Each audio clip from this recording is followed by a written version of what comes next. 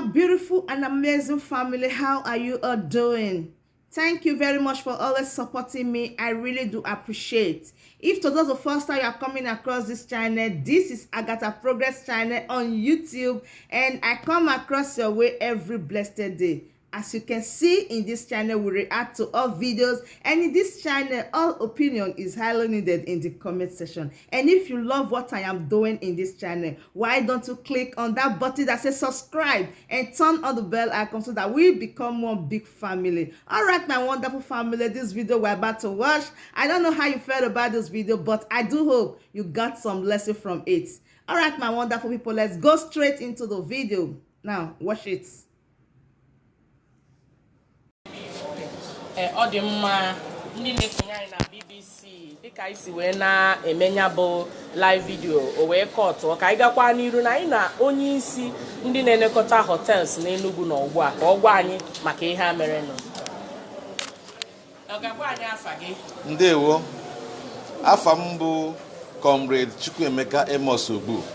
Ọmụnwa bụ onye isi association a na-akpọ Society of Tourism Practitioners of Nigeria Enugu Hotel Association ka ọ bụ. Obi dị mwute rinne maka na Efcc anyụgo nsi ọzọ n'ala Igbo. Aka na-ekwu maka nke ndị EndSARS mere eme Efcc abịakwa ọzọ n'ala Igbo. Efcc si wee mabata na hotel anụnwa redie ya na-enyere notice. Kedu ihe ịfụ maka ya dịka ịbụ onye isi ndị ụlọ ezumike n'Enugu?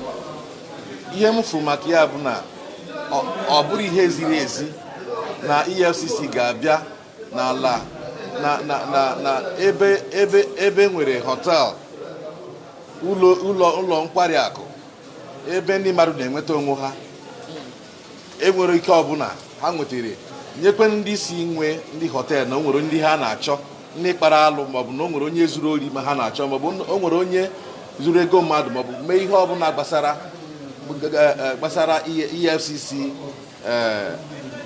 offense na o nwere ndị ha na-achọ. O nwere akwụkwọ ọbụla ha wetara gosi ndị nwe hotel na ha nwere ndị ha na-achọ, ha bịa tụnye egbe gbanibe egbe enu si ndị mmadụ laa ya ọda makpụrụ afọ naanị ma onye nwekwe hotel nọkwa ebe ahụ ọ na-asị ka ihe mere akọwara ihe ọbụla a na-agbado egbe enu. Isi m kwuo si n'ihe ha bịara mee dịka ndị ori and obi dị onye ọbụla nwute kịta m na-agwa gị Enugu niile dị n'ọgbaghara maka na ihe ndị Efcc bịara mee na ha bịa kpalite iwe ndị mmadụ iwe jigodo ndị mmadụ maka ihe na-eme na kọntrị obodo adọrọ mma. Yes, ihe anyị ga-eme bụ na anyị report go the incidents to our legal department. Our legal head is a Dr. Barrister Augustine Okafor. He has been briefed. A brief gear. Anyị ama na onwe na-akwadokwe na ọ na-akwadokwe legally otu anyị ga-echi zute ndị Efcc maka na ihe mere it is one offense against one person or is offense against all. So n'ihe anụ emere na-egwute onye ọbụla na-egwutekwenu ndị hotel niile. So na anyị ama agba nkịtị si ka ndị Efcc na-ejegharị n'ime hotel niile na-achọpụta ndị mmadụ na-enwere ikike ọbụla iji saachọ onye kpara alụ. Ọ dị mma ka anyị na onye bụ maneja hotel Majestic nwee nkata. Ọ dị mma nne ndewo nne. Gwa anyị afa gị. Afa m bụ Akpụl Chioma, manager Castle Majestic Hotel. Biko gwa anyị ka o si wee dabazia nke na Efcc bịara hotel. Ya wee ife jukwala anyị ọnụ bụkwa ifetụla anyị n'anya n'ihi na erike mgbe agba ụnya luo kịta none of us could comprehend it. Mana ife menụ na ife menụ femegi fifa chọrọ ime kama ife anyị na-asịzi wụ na ọwụrụ izizi ọwụghị ịbụọ ọwụghị ịtọ on social media and every other platform. Ndị mmadụ na-aga akọwaba na ndị Efcc na-ahara asịfa na intimidate fa na-abịa befa vandalizing ma ndị nke ya asịkwa na ha na-ebuchakwu ma lada ịghọta na ha fabulu lada na anaghị ama ife na-eme na everything. So man, I kept on believing na onye aka ya dị ọcha na na ejebie until o mem. Ọ dị mma ndị Efcc onwe ka ha si nyete unu ozi dịka na o nwere iwu unu dara ma ọ gịnị tupu ha mee ihe a na họteelụ? Ikweziokwu, we are registered. I stand to lose more than we gain if we don't cooperate with them. I may go 19 years and I am with the behavior. And when the case not at signing a true dali who know on a building, I am on Wagga, more a jack and Putalagia. Me, not Kalman and Punyel for your muddy saying a cho than losing a whole entire business. I'm a business lady, on Hebana Kaka. So, on one long but because any information about this building will have to go through me before I put in my director. So, on one you have your someone has need here in your makai. Even as the last 2 weeks, I know at their office. This is a certificate for SCUMO. Certificate if I water Makandi Nezwo, Lindy name illegal businesses. Kuzikwala kai is in yellow faka fanenya layaka. Kuzikwala kai is facts here the information. Monday DSS. Now kusa kai any report of under on our building every day. Ni no yellow faka which we are cooperating. First thing I say I have a system running. And my system I have the proof. And I'm a fax report every morning. Which now will look one we can have a classified information. I chabula why my fan and information how man divulge. In case has to see from that angle when I it's not everything you take permission from. I am man carve.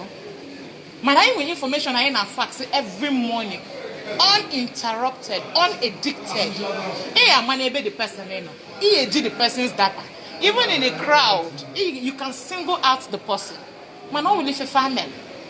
I want to have the Bulonia factual. I want to have the concrete information. No, when you financial Bulonia and Pova. Man, I will live family. Fabia go to their west, sitting for master key, now search you room by room, meaning you're not even accurate about your information. You check that away, Monday next weekend, Monday na Lawaya, Monday na Liego for one if you find a hemefo.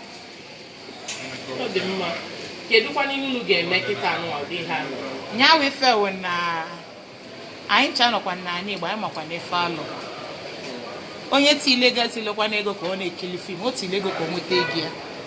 And if you pay your dues, I don't understand why someone should come and ruin your business. He kept to the rules of the game. So what they did was unlawful, unforgiving, and inexcusable. And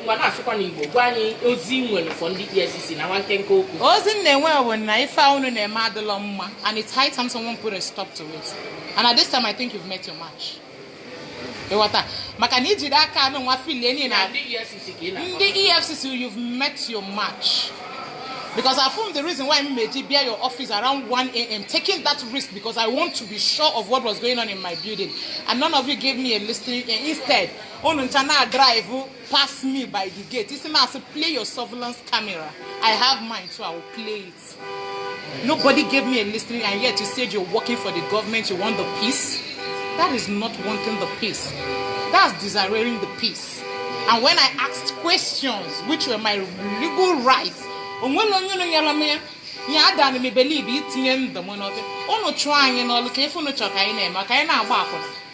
said you're fighting the what did you call it? Yahoo boys, Yahoo girls, laundry money, name it whatever. This is the wrong way to go about it. I find out for the show answer me. Go by the law. Ndewo. Oh, manager hotel abi ihe anyị na-akwuru. Anyị na general manager makwa ka o tinyekwuo ofu okwu ma ọ bụ ịbụ ana ihe a mere. Ndewo. Ndewo. Ka anyị nweta afa gị. Afa m bụ Adaeze Gold Okeke. Kedu ihe ifuru n'aka ndị EFCC ya? Ihe furu o juru m anya. Ebe m akwa maka na ihe niile na-ada n'onye isi.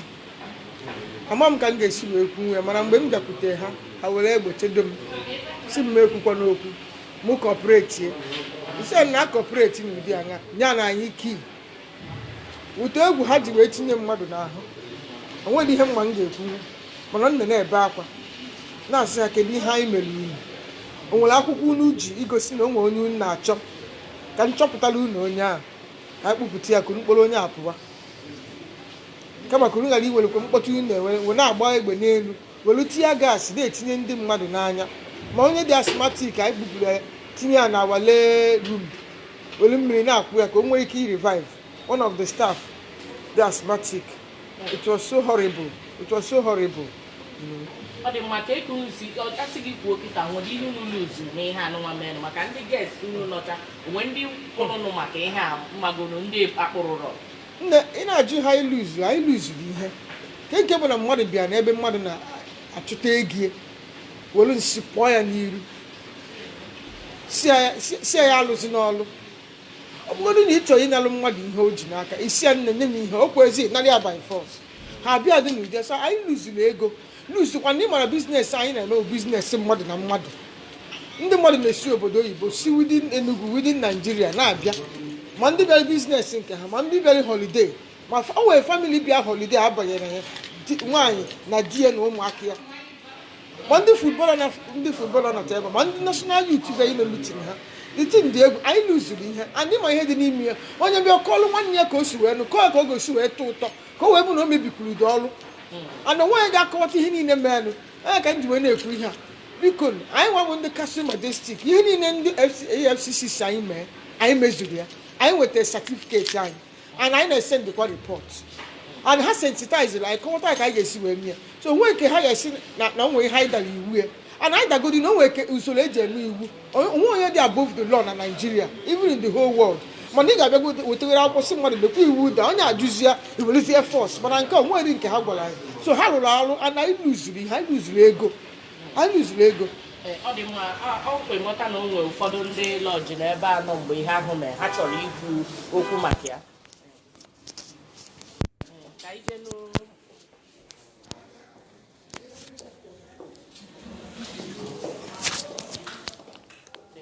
ụfọdụ n'ime ndị nọgasị na ya bụ họteelụ mgbe ihe ahụ mere.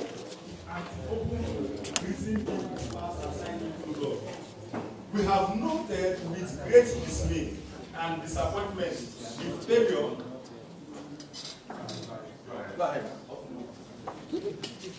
Imagine you guys have not started yet.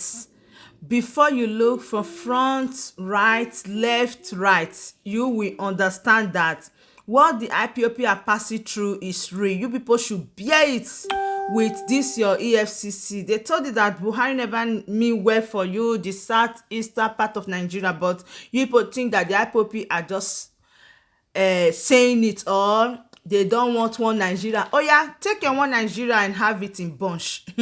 Thank you very much once again for always supporting this channel, my wonderful family. I really do appreciate. In case you don't know who is talking, I am Agatha Progress channel here on YouTube, and I come across your way every blessed day. Please, if you know you haven't subscribed, oh my word, what are you then waiting for? Click on that red subscribe button that says subscribe and turn on the bell icon for more latest updates. See you when I see you. For now, bye.